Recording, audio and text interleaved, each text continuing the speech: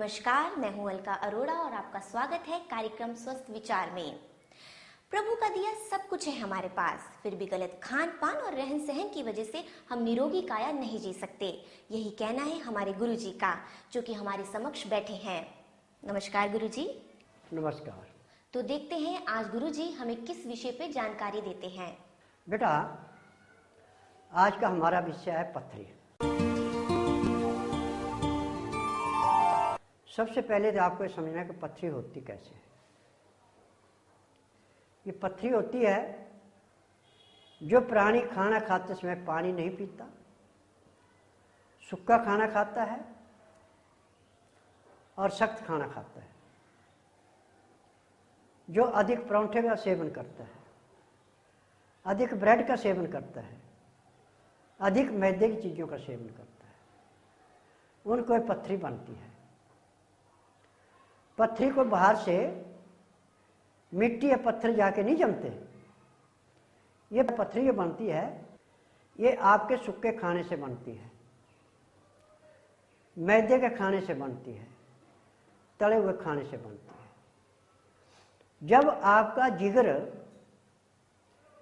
किसी चीज को ढंग से पचा नहीं सकता और पित्ते में जाके वो जम जाए, पित्ता उसको बाहर निकालने में असमर्थ हो जाता है, तो उसको हम पत्थर मान लेते हैं। जैसे कंकड़ पानी में डालने से नीचे बैठ जाता है, ऐसे वो नाज नीचे बैठ करके और पेट की गर्मी से सख्त दिन प्रतिदिन सख्त से सख्त होता जाता है। पित्ते में, किडनी में, ब्लैडरी में, पेशाब की नाली में कहीं भी जमा हो सकता है। और इस रोग का मेडिकल साइंस में चीर फाड़ के अलावा कोई दूसरा उपचार नहीं है, ना ही एलोपैथिक में आज तक पथरी निकालने की कोई दवाई बनी।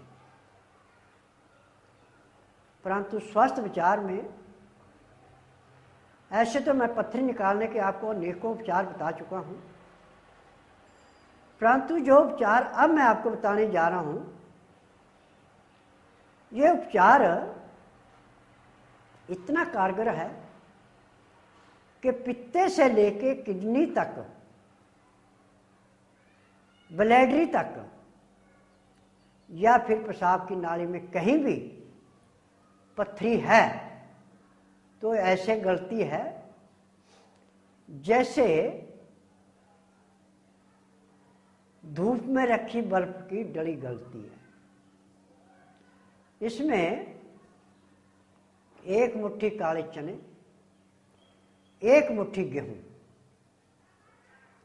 दोनों को पहले अच्छी तरह पानी से धोएं। अब इसको 1 लीटर पानी में धीमी आंच पे ढक्कन देके ऐसे उबालें कि 1 लीटर पानी का पौना गिलास पानी बचे, यानी 250 ग्राम पानी शेष बचे। अब इस पानी को उसमें से छान करके चने और गेहूं को मिक्सी में या सिलबट्टे में पीस के आटे मिला के रोटी खाएं, और इस पानी में 4 चम्मच शहद मिला के गर्म गर्म ऐसे पिए जैसे एक बहुत ज्यादा चाय का नशेड़ी चाय के कप से चुस्के लेता है। तो चने और गेहूं का पानी शहद मिल करके अब जो आपके पित्ते में या गुर्दे में या ब्लैडरी में या नाड़ी में पथरी थी, उसको ऐसे ही तोड़ेगा जैसे तेज गर्मी में बर्फ की डली रख के वो पिघल जाती है और पानी बन जाता है उसका, ऐसे उस पथरी का पानी बना के बाहर निकाल देगा। परंतु ये क्रिया आपको सुबह शाम 2 बार करनी है। इस पानी पीने के बाद 3 घंटे तक कुछ नहीं खाना पीना, जो अपना काम मेहनत करनी हो जरूर करें। 3 घंटे बाद अपना हल्का खाना और छिलके वाली दालें या छिलके वाली सब्जियां, हरी सब्जियां, पत्तेदार और चोकर वाले आटे का खाना खाएं, परंतु ताज़ा बना के, वो भी अंदर मसल के जैसे सूप पिया जाता है ऐसे पीने के आकार में बना के लें। और बीच में 2 गिलास हल्का गर्म पानी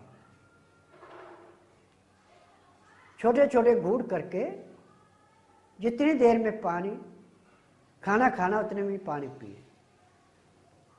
अब आपको ये महसूस ही नहीं होगा कि आपके पित्ते की पथरी, गुर्दे की पथरी या फिर ब्लैडरी की पथरी या पेशाब की नाली की पथरी कहाँ गई और कब गई, कैसे गई। क्योंकि चने में, गेहूं में और शहद में, इन तीनों में जाके वो गर्मी पेट में पैदा होती है जैसे एक लोहा पीटने वाला लोहार अपने लोहे को भट्ठी में डाल के कोयले ऊपर रख के और फिर बकरे की मरे हुए की खाल से उसको फूंक मारता है, अग्नि तेज जलती है और वो लोहा लाल होकर पिघलना शुरू हो जाता है। इसी प्रकार शहद, चने और गेहूं का पानी उस पथरी को गलाता है। जब हमारे मसाने की गर्मी कमजोर पड़ जाएगी या पित्ते की पाचन शक्ति कमजोर पड़ जाएगी तो जाके पथरी बनती है। अभी वक्त है एक छोटे से ब्रेक का। ब्रेक के बाद हम फिर हाजिर होंगे और इसी विषय पे गुरुजी से और जानकारियां प्राप्त करेंगे।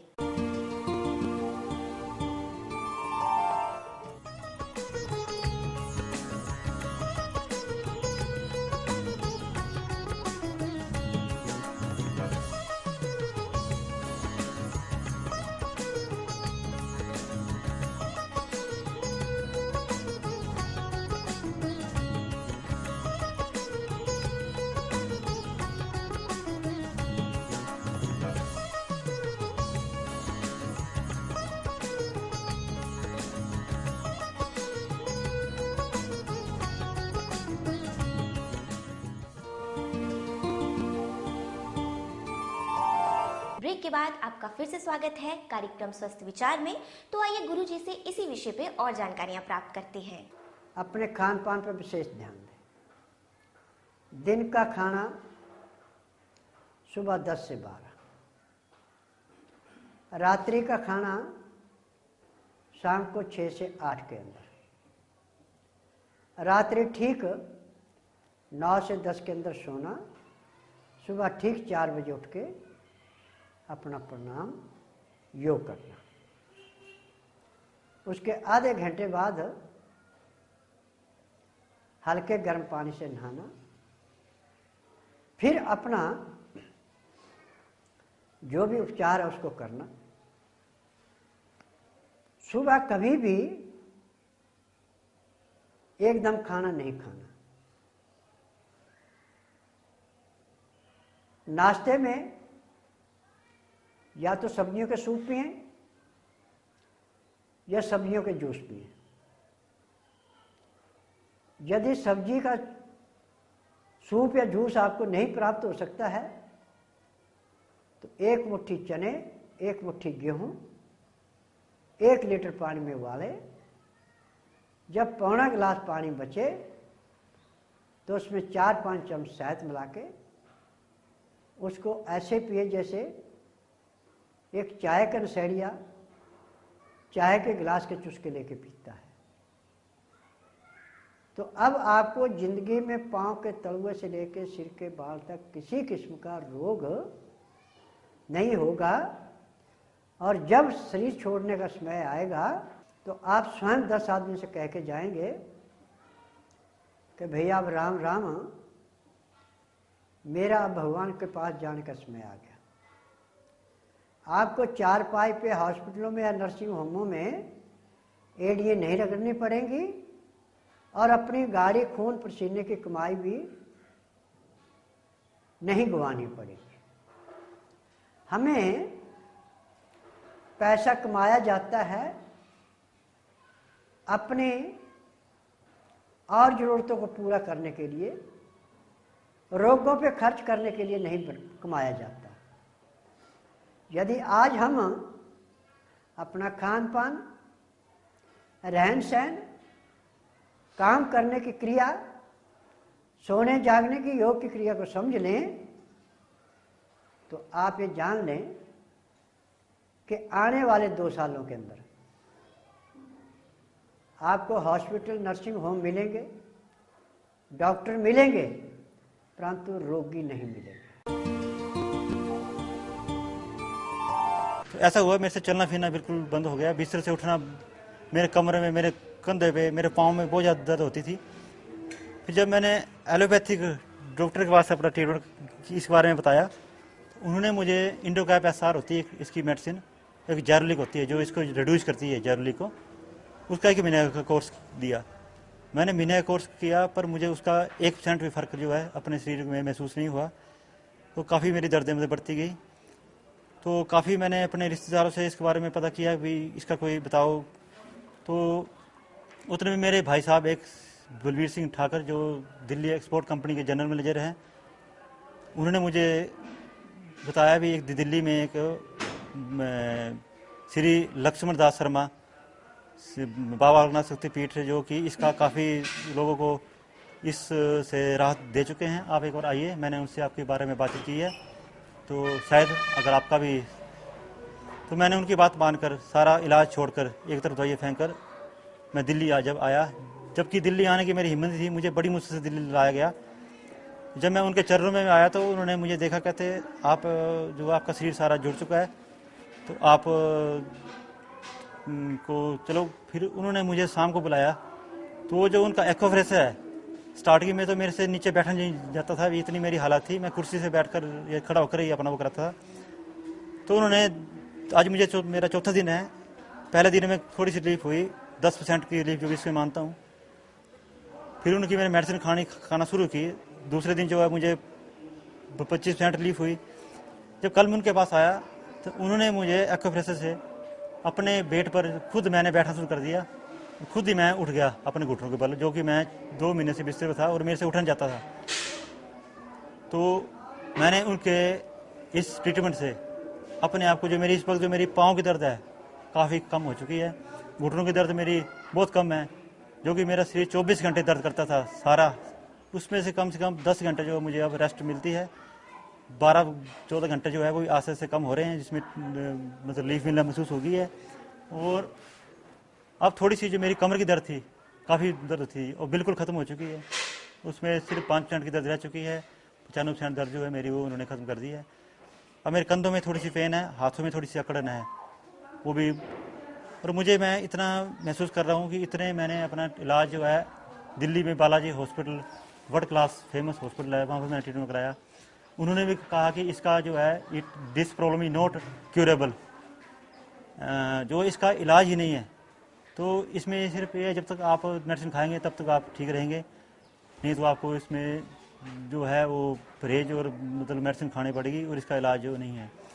पर बाबा जी ने ऐसे केस भी बताए जिसमें जो है इसमें जो यूरिक एसिड जिनका आर फैक्टर पॉजिटिव आया जाता है, उन्होंने उनकी मेडिसिन से 2-3 महीने कोर्स करने पर वो नेगेटिव करके बताया हुआ है। तो मुझे पूरा विश्वास है कि जहाँ जैसे मुझे इन्होंने एक्वाप्रेशर के आधार पर या इनकी दवाइयों के आधार पर इस स्टेज पर 3 दिन में यहाँ पहुँचाया है, तो उसके आधार पर मैं ये मानता हूँ मैं 100% फिट होके, ये मेरा पूर्ण विश्वास है। बाबा जी के यहाँ जहाँ आया हूँ तो यहाँ जहाँ मैं देख रहा हूँ, जो जहाँ के लोग आते हैं, जिनकी मैं हालत देख रहा हूँ किस हालात में वो आते हैं, किस हालात में वो वापस जाते हैं। तो मुझे भी बाबा जी के यहाँ शक्तिपीठ पर पूरा पूरा भरोसा है भी वो जो है 2-3 दिन में मुझे बिल्कुल ठीक कर देंगे। जहाँ केवल उनकी दवाई का सवाल है तो उनकी मेडिसिन जो है इतनी इफेक्टिव है, क्योंकि उनकी दवाई से मैंने काफ़ी अपने आप को जो है मेरी कब्ज वगैरह जो है 2-3 दिन में काफ़ी खत्म हो चुकी है। मोशन जो है मेरे जो पहले रुक चुके थे 3-3 4-4 टाइम मोशन आ रहे हैं मुझे। नींद जो बिल्कुल नहीं आती थी, नींद की थोड़ी बारी है। अब मेरा उन रोगियों से निवेदन है जिनको पथरी है, जिनका बीपी है, जिनको गठिया है, जिनको सांस की बीमारी है, ये अपनी उल्टी सीधी दवाइयाँ ना खाएं और ना ही अपने शरीर से छेड़छाड़ करें। आप बुधवार छोड़कर गुरुवार से लेके मंगलवार के बीच 12 घंटे खाली पेट रह के मुझे आप अपना नाड़ी परीक्षण करवाएं सुबह 10 से 12 के अंदर। आपको मुंह से किसी बात को कहने की आवश्यकता नहीं होगी। जो बीमारी आपके शरीर में होगी, जिस बीमारी की जड़ से आपको रोग लगा, वही बीमारी आपको आपकी कलाई की नस पकड़ के बता दी जाएगी।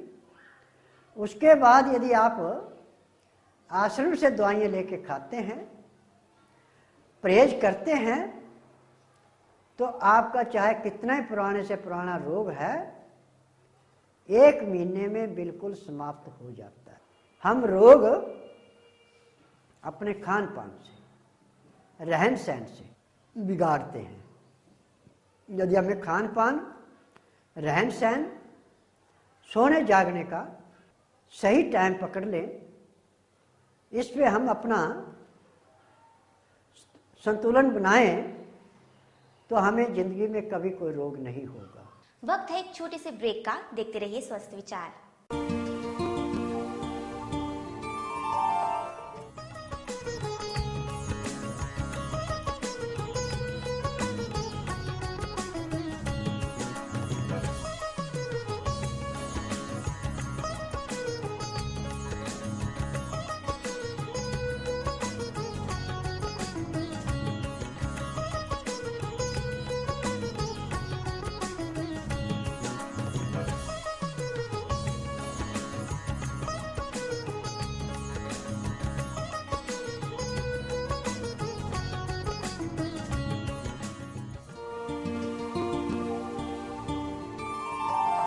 बीमारी कोई भी हो, लेकिन इसका इलाज सही ढंग से हो सकता है। एलोपैथिक या होम्योपैथिक में ना हो, लेकिन आयुर्वेद में इसका सही इलाज है। यदि आप भी किसी असाध्य रोग से पीड़ित हैं तो हमें संपर्क कर सकते हैं।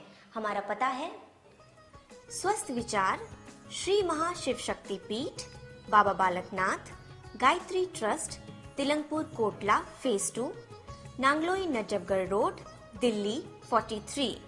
Phone number 9350025021, 9350012440, 9350434184, 9350915349।